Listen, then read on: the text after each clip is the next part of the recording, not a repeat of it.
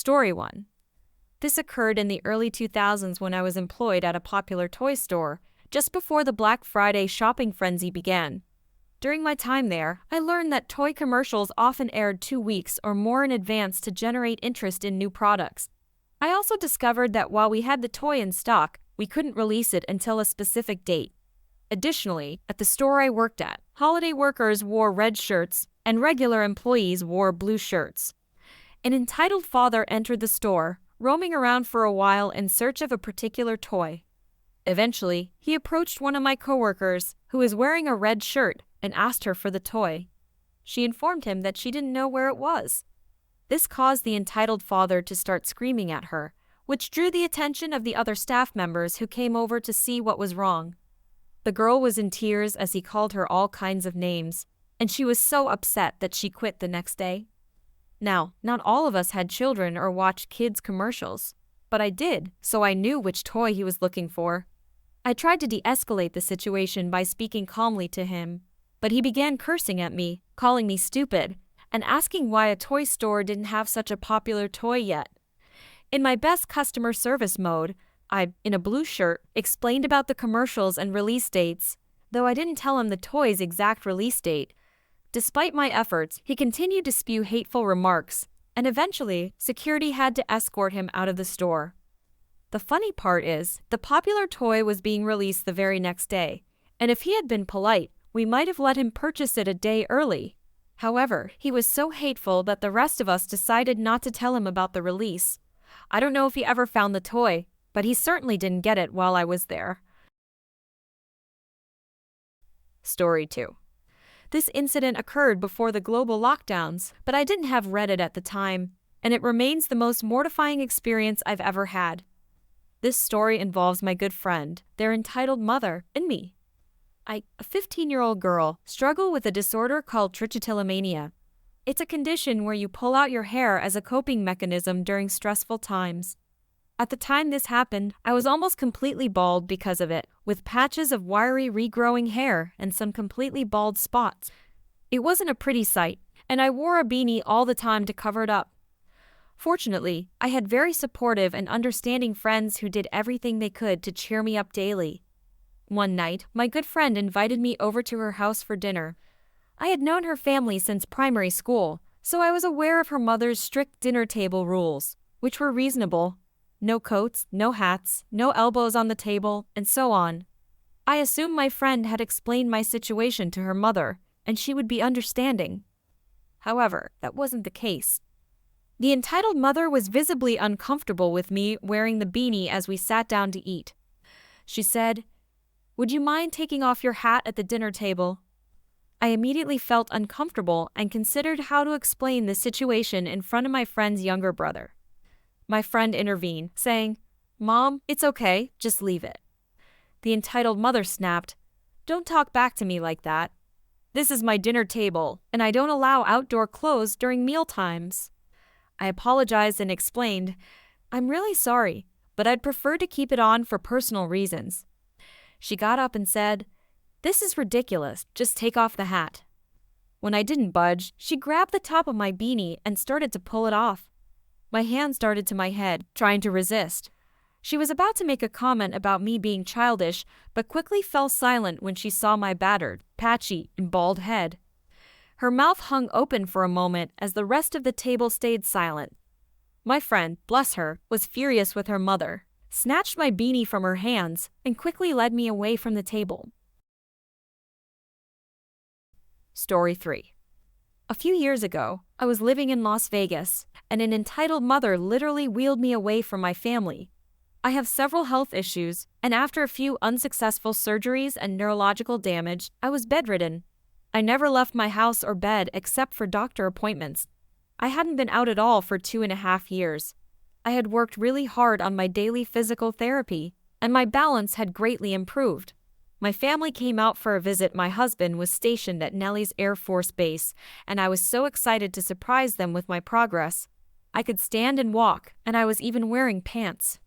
To celebrate, I wanted to see the fountains at the Bellagio. For most people, this would be a nice outing, but for me, it was years in the making. I was nervous I might get overtired or lost in the fast-moving crowds, so we brought my wheelchair. We knew the fountain schedule and arrived early to secure a spot in front where I could see from my chair.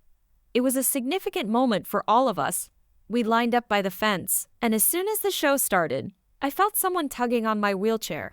I thought someone had tripped over me and immediately looked up to apologize. I was self-conscious and ashamed of being in a wheelchair in such a large crowd. When I looked up to apologize, I saw a woman with a small child on her hip, using one hand to pull me away from the fence. Because she was only using one hand, she spun me completely around to face the street. I was stunned. I could hear everyone reacting to the fountain show, and there I was, awkwardly facing a crowd of strangers. I yelled for my husband, but he couldn't hear me over the noise. I looked behind me, and this woman had placed her child on the guardrail. She never made eye contact with me, never said a word to me, and treated me like a piece of luggage. I tried to stand up, but the people around me had crowded me so much that I didn't have room to push my chair back. Desperately, I looked around at the strangers in front of me, hoping someone who had seen what happened would help. It then dawned on me that this was a large family or friend group. They all began nudging me aside, pushing me further and further away from my family. It all happened so fast. I found myself pushed into the walking area where people who weren't stopping to watch the fountain show were quickly moving past.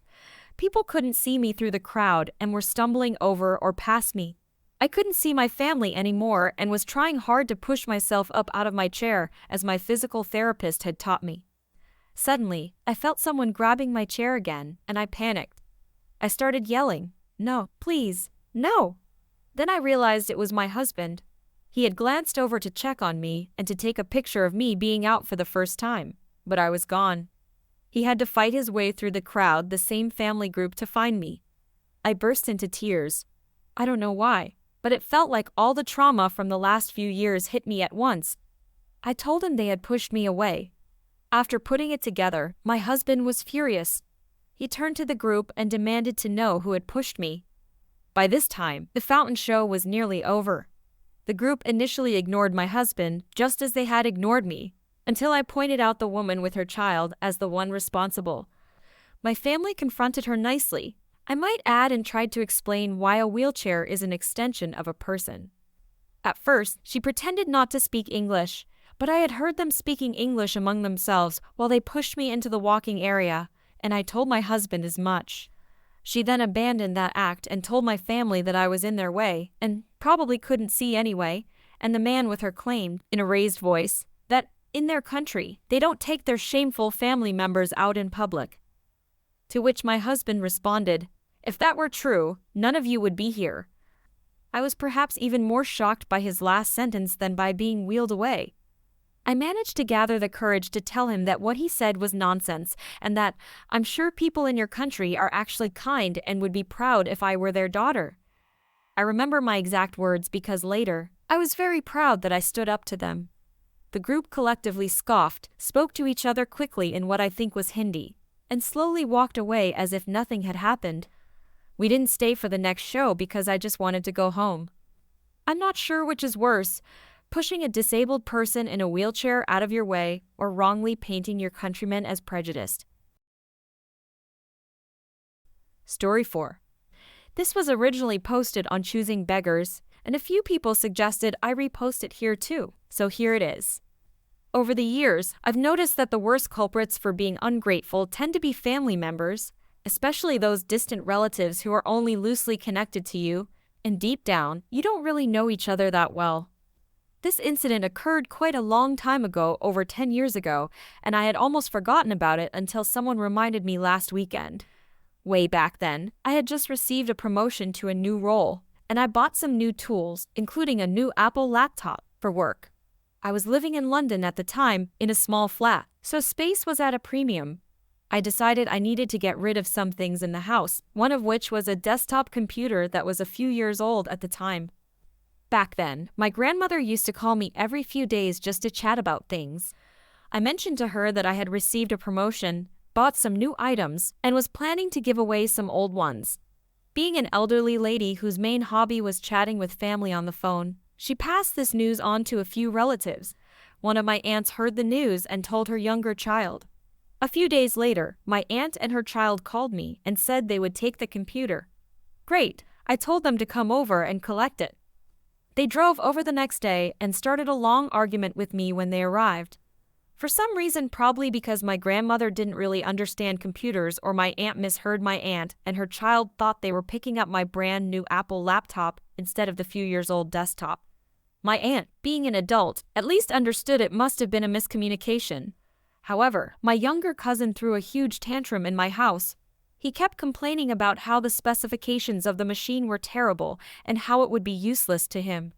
And bear in mind, he wasn't an 8-year-old at the time. He was 13 years old. Still a kid, I know, but old enough to understand that his distant cousin me wasn't going to give him a brand new computer just for homework. My aunt was just trying to get the computer out of my house. I wanted them and the computer out of my house, and my girlfriend wanted the crying to stop. Yes, a 13-year-old boy crying was quite a scene so she could focus on her work. In the end, they left empty-handed, as the kid didn't want the old computer, and I certainly wasn't going to give him my new one. I thought that was the end of it, but later that night, my uncle, the cousin's entitled father, called me up, demanding an explanation as to why I had backed out of a deal and accusing me of treating family poorly. The phone call ended with me hanging up on him, which led to a lecture from my grandmother the next day. It took me an hour to explain what had happened, which led to her lecturing my uncle, which led to more phone calls and arguments. My uncle complained that now his son had no computer to use, and I told him he could still pick up the desktop, which was still sitting in my house. I didn't receive a response until 2 days later when he sent me a list of upgrades he wanted me to make to the computer I was planning to give away at my own expense. Naturally, I ignored the request. Fortunately, my family always has a lot of drama, probably stirred up by my very bored grandmother, so everyone soon moved on to a new storyline to follow. And what happened to the computer? I ended up giving it to a neighbor on the same floor as me, someone I had talked to a few times. They were in a less fortunate position than us, and their 2 teenage children at the time used to do their homework on the computers at school and the library.